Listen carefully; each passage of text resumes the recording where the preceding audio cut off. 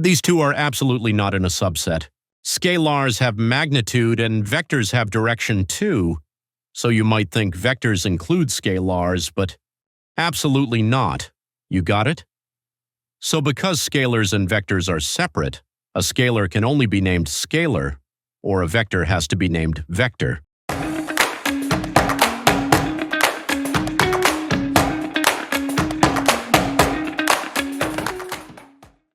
I'll explain scalars and vectors. Since these YouTube videos need to be concise, I can't explain every single detail. We're going to focus in depth, but only on the most important concepts, all right? For everything else, check your textbooks. You must read at least once. Reading it 2 or 3 times might seem better, but I actually don't recommend doing that.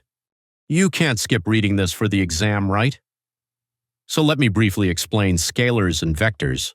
First, why should we learn this? To be clear, this won't be on the exam, but they are related to physical quantities, and they can differentiate the physical quantities.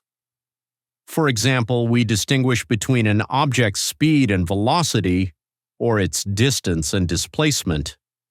A physical quantity describes an object's state or motion, so we must learn the characteristics of its types, scalars and vectors.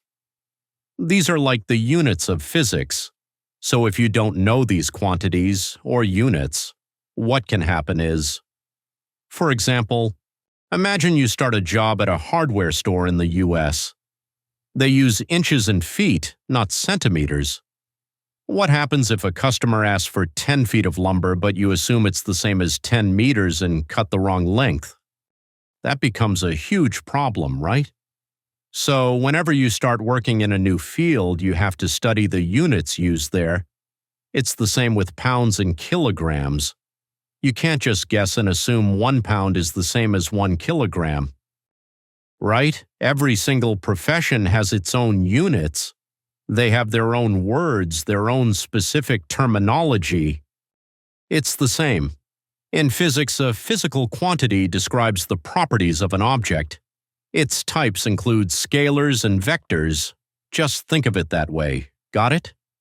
All right, so let's distinguish between these two more clearly.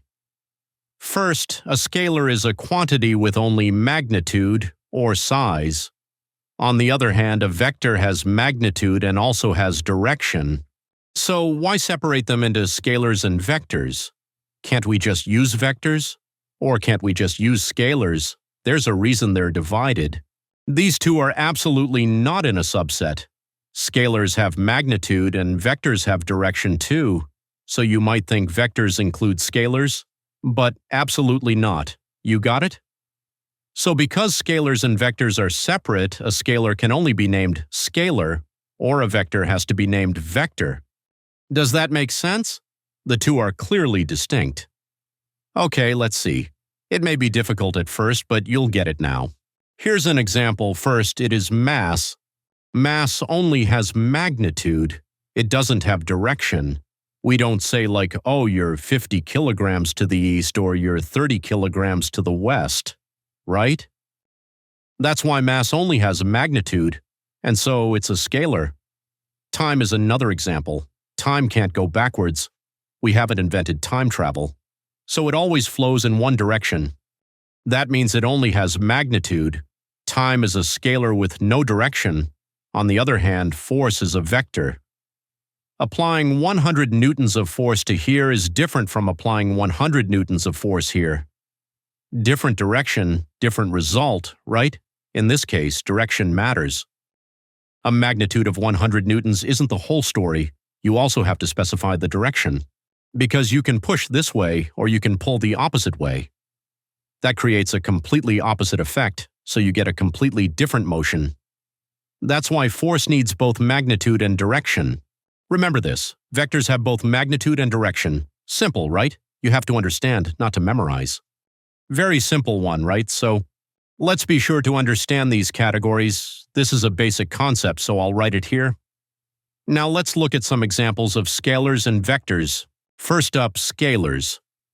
Representative examples. Mass, time. Mass is denoted by the letter m. Time is denoted by the letter t. Next is distance. Distance is denoted as s or sometimes x. These are the common variables. In this class, I'll be using s. Next, magnitude of acceleration is denoted by a, and speed is denoted by v. All right? The next example is energy. Energy is represented by E. It has no direction because it can only be added or taken away. So this is a scalar quantity. It's not something like energy to the right, all right? However, vector quantities absolutely must have a direction. You have to understand why, not just memorize. Just ask, is this a vector? Study this way, and you can solve any problem with one method, no memorizing formulas. Now, an example of a vector is displacement. Displacement means the change in position. The distance traveled between 2 points is 50, right? So the travel distance is 50, but for displacement, you have to say something like 50 meters to the east and 30 meters to the north. It has to be described that way. If you come back to your original position, the distance is 50 plus 50, which equals 100. However, displacement is different. The displacement is 0. So when you return to your starting point, your overall position hasn't changed, and that's why it's 0. Understand? So displacement and distance are different. Distance is a scalar and displacement is a vector. Don't memorize these terms, just understand. We'll explore as we solve problems later. All right, our next example of a vector is velocity. The notation is displacement s, velocity v, acceleration a. It is the same as for scalars, distance, speed, and acceleration. Then there is also force, and momentum is also example of vector. But don't worry about those for now. We'll cover them as we go. For now, just be aware that they exist. Right now, we need to focus on what's related to motion. So let's go over the notation and units for motion. The unit of mass is the kilogram. This concept of units is fundamental to physics. Indeed, the main difference between physics and mathematics lies in the use of units. Mathematics does not have units. Anyway, let's keep going. The unit for time is the second, which we denote with an s, and the unit for distance is meters. By the way, I'm using the SI units for all of these. Next, for acceleration, the unit is meters per second squared. For speed, it's meters per second, and for energy, we use joules. And for vector, displacement is in meters, velocity is in meters per second, and acceleration is in meters per second squared. Force is in newtons, and momentum is in kilogram meters per second. When you're solving problems on an exam, if you don't include the units, your answer might be marked as incorrect. University exams are often free response, so you absolutely must write down the units. Got it? So you should memorize the units.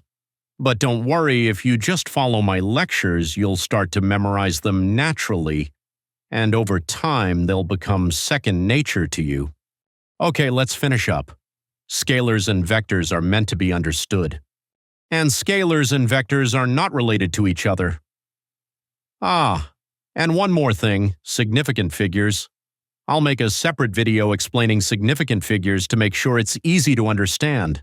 I think it's better if we cover that topic separately. Alright, so now that you understand that scalars and vectors are physical quantities, you are officially ready to study physics. Starting in the next video, I'll show you my single method for solving all of the kinematics problems, and we'll apply it to actual problems. Alright? Great work today, and I'll see you in the next one.